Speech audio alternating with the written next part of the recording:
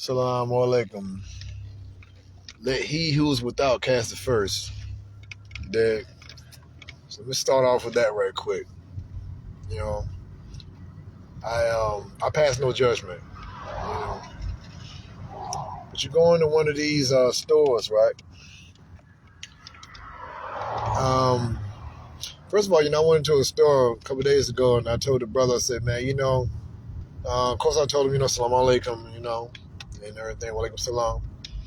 I said, man, you have a gift for me. He said, what's that, brother? I said, because you know the Arabic language, man.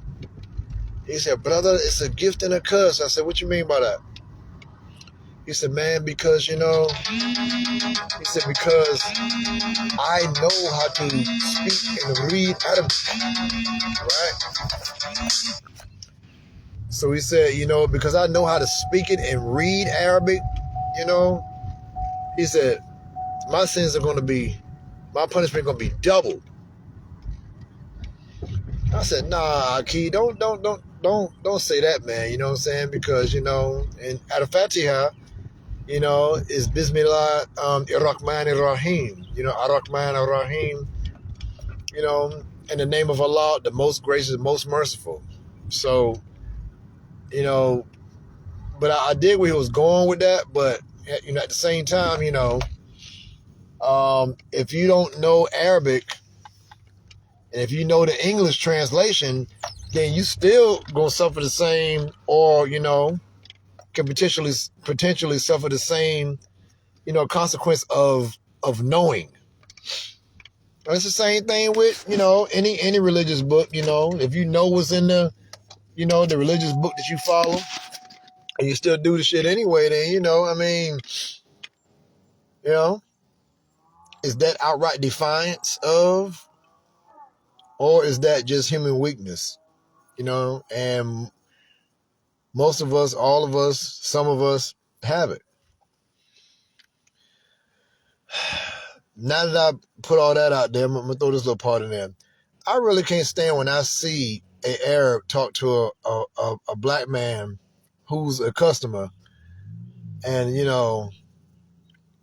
motherfucker, man, get the fuck out of my store, man, and take your motherfucking nasty ass dollar, man, and black dude be like, all right, man, all right, like me, bro, all right, bro, you good, bro, all right, yes, motherfucker, get the fuck out of my store, man, all right, man, you cool, bro, all right, and I sit back, man, I look, boy, and I be like, boy, say one word like that to me, just one. I'm not a saint, but I ain't no damn sinner either, I cannot stand when I see black people let themselves get talked down to by Arabs. Just because they behind the counter, it's their store, they got the lights around the window.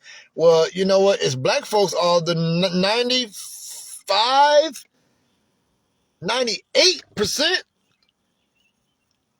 of the clients that come through there. Black folks patronize Arab businesses. But if a black man owned a store, he wouldn't get one Arab come in there.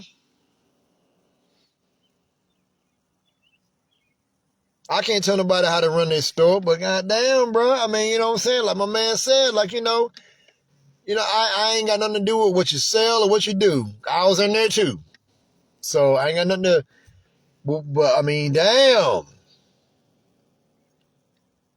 Damn well you couldn't have nothing, these stores here in America, you couldn't have that back home. Man, hell